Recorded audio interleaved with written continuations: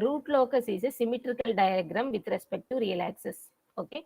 The first rule is root locus is a symmetrical diagram about the real axis. If symmetrical means if you see your face in mirror, okay, if you see your face in the mirror, so you can check or you can identify if I have a big mole. Okay, if I have a big mole here, you can see it in the mirror. If I see my face in the mirror, that big mole will be visible. Okay, symmetrical. Whatever is the same thing will be visible. So like that you can see this is actually symmetrical with respect to real axis. Real axis means x-axis. Real axis means x-axis. Imaginary axis means y-axis. And you can see the first diagram. You can see the first diagram. Whatever above x-axis, same thing mirror image on the bottom side. Okay, this is first quadrant.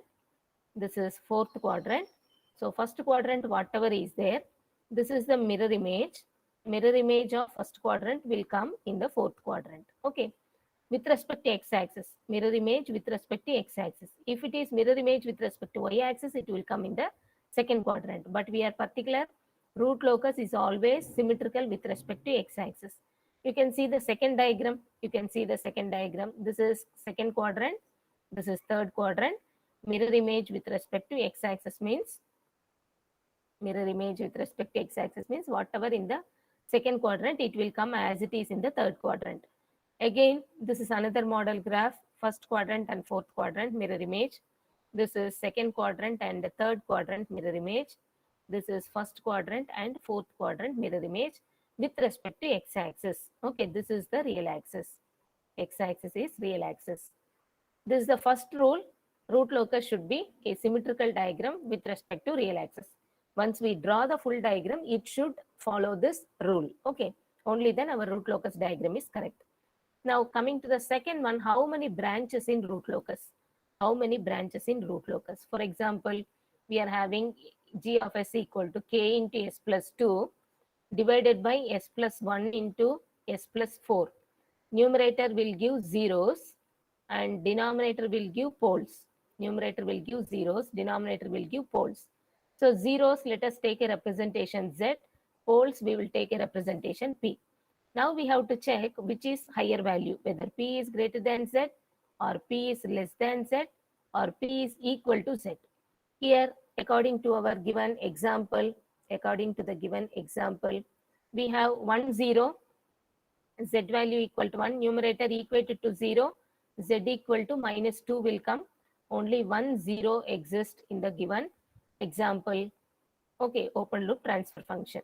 Denominator, when you make it equal to 0, you are having two values for pole. One is minus 1, another one minus 4. So two poles are present. 1, 0 is present, two poles are present.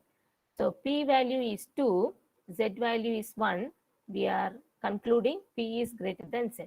We can conclude p is greater than z. Okay. There are only three possibilities. P can be greater than z and p can be less than z. Third one, p equal to z. These are the three possibilities. Based on that, we will decide how many root locus branches are available, are possible. How many root locus branches are possible. Okay, will be decided based on these three conditions. Okay, whether number of poles are higher or number of zeros are higher or whether they are equal in number. Okay, mathematically we can write the number of root locus branches is, okay, higher value minus lower value. If this n means we will take the difference, and that is p minus z, the count. Okay, we will take the difference count. Number of poles 2 in number, number of zeros 1 in number. So n value equal to 1. N value equal to 1. And this difference is nothing but number of root locus branches. N stands for number of root locus branches. Okay, n stands for number of root locus branches. And the formula is p minus z, whichever higher. If z is higher, z minus p will be the calculation for n value. Now this is the third rule. Region of root locus. For example, the same question I am taking, k into s plus 2 divided by s plus 1 into s plus 4. Okay.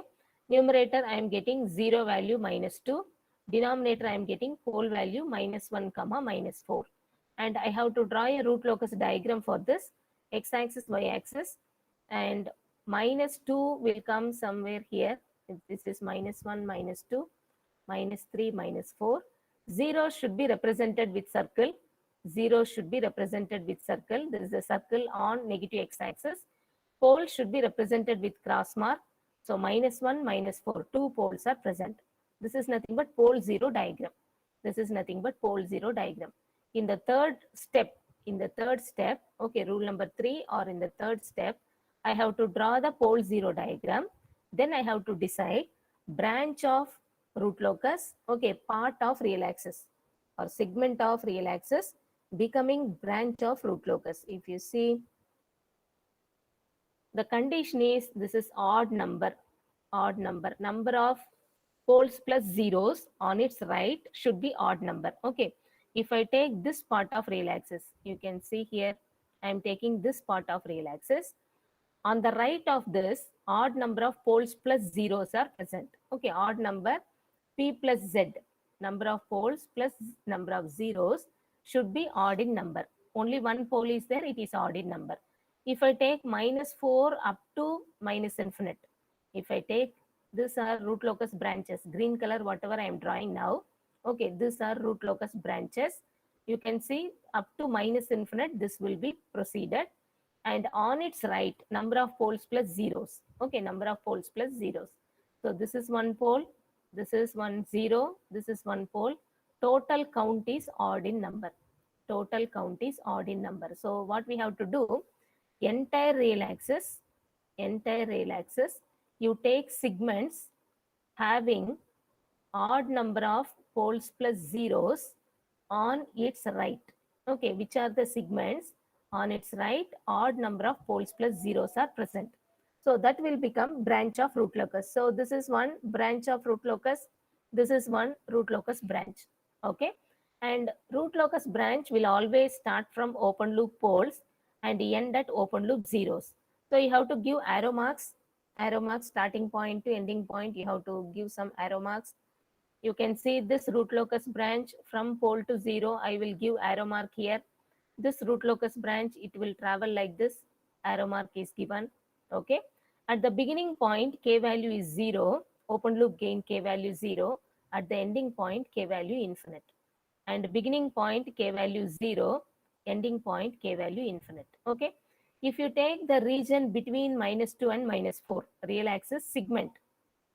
Segment means small subdivisions. Segments means small subdivisions.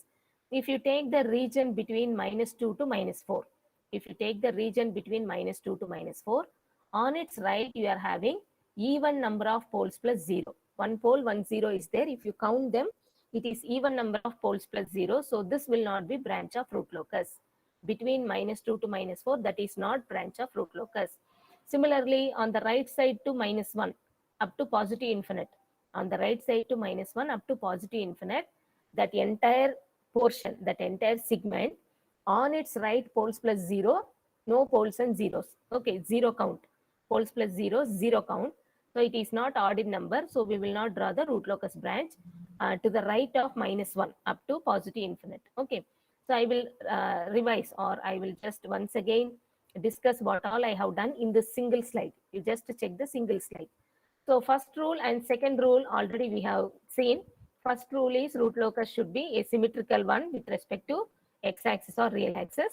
Second point is based on the number of poles and zeros, we will check which is higher, pole value or count, pole count or zero count is higher. Based on that, we will identify capital N value, number of root locus branches, capital N value, number of root locus branches. Okay, we will identify this in second step. Third step, this is our third step, root locus branch on x-axis. Okay, on x-axis, we are just analyzing on x-axis, real axis or x-axis one and the same.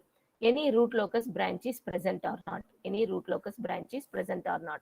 For that, first thing what we have to do in 3A, step 3A, we have to find the pole value and zero value. Okay, values of, okay, poles and zeros. values of poles and zeros we have to identify.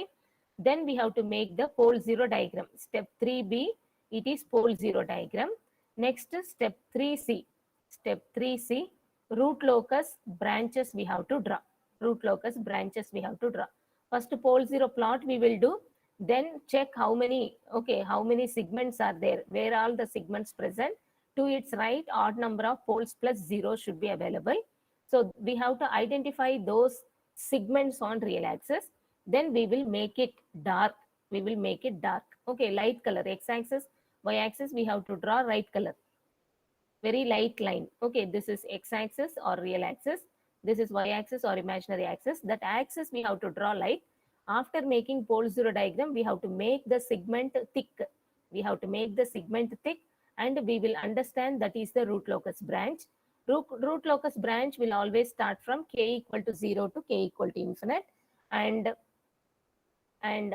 arrow marks are given. And those segments should have odd number of poles plus zeros on its right. Okay, this is the region of root locus on x-axis, on real axis or x-axis. This is our step number 3. Step number 4 is angle of asymptotes. Step number 4 is angle of asymptotes. Asymptotes means those are imaginary lines traveling towards infinity. Those are imaginary lines. Assumption, imaginary or dotted lines. Okay, imaginary or dotted lines, and they will travel to infinity, and they will guide the root locus branches. The purpose is they will guide the root locus branches. Okay, how to travel? They will guide the root locus branches, and this will come whenever p not equal to z. Whenever p not equal to z. Whenever p equal to z, we will have finite number of poles, finite number of zeros. Always root locus branch will start from open loop poles to open loop zeros.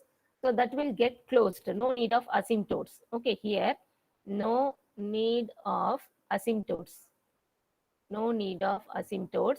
If poles equal to zeros, pole count equal to zeros, and poles zeros are present on x-axis.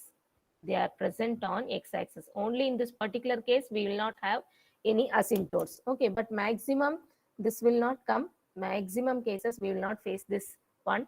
So instead of, this is a rare case. So I am erasing. This is a rare case. If generally number of poles will be higher or number of zeros will be higher, in that case, we will draw the angle of asymptotes, and we will take the root locus branch towards infinity. We will take root locus branch towards infinity. From the 4th point, we will discuss in our next session.